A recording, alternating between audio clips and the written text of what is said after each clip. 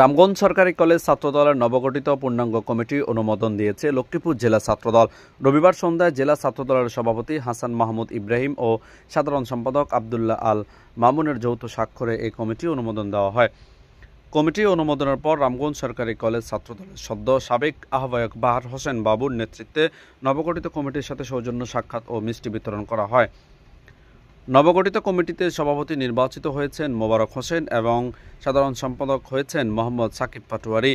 এছাড়াও সিনিয়র সহসভাপতি পদে আছেন আহমেদ রিয়াদ, সহ সভাপতি হিসাবে দায়িত্ব পেয়েছেন রাকিব হোসেন, রহমান রাফি, রাজীব রায়হান বাবু, মোহাম্মদ ফিরোজ আলম, মোহাম্মদ আল আমিন হোসেন, রনি হোসেন, ফজলে রাব্বি তামিম, ফয়সাল আহমেদ ও সাবিহা ফারজু। সিনিয়র যুগ্ম সাধারণ সম্পাদক পদে দায়িত্ব পেয়েছেন হাসান মাহমুদ শাওন। যুগ্ম সাধারণ সম্পাদক পদে আছেন নওশাদ হোসেন নিলয়, মোহাম্মদ ফাহিম হোসেন ও সিফাত জাহান। সাংগঠনিক সম্পাদক পদে এম এ হাসনাত সায়েম, সহ সাংগঠনিক সম্পাদক সিনহান আল ফিন্স মাল ও আব্দুল্লাহ আল মামুন।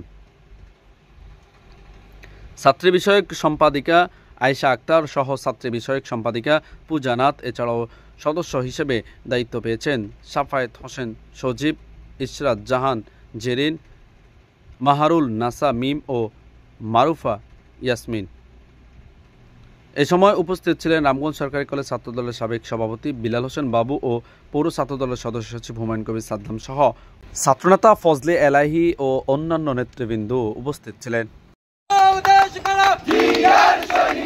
শিক্ষক পদ্ধতি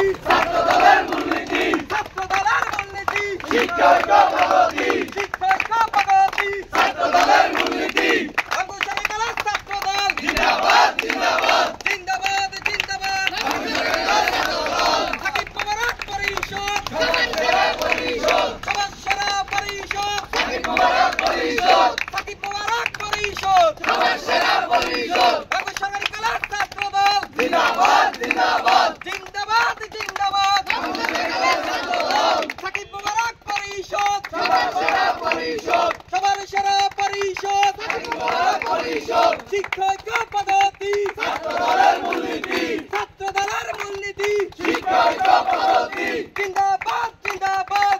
রামগঞ্জ সরকারি কলেজ ছাত্রদল জিন্দাবাদ জিন্দাবাদ জিন্দাবাদ জিন্দাবাদ। রামগঞ্জ সরকারি কলেজ ছাত্রদল শিক্ষক পদ্ধতি ছাত্রদলের মূলনীতি। এসো নবীন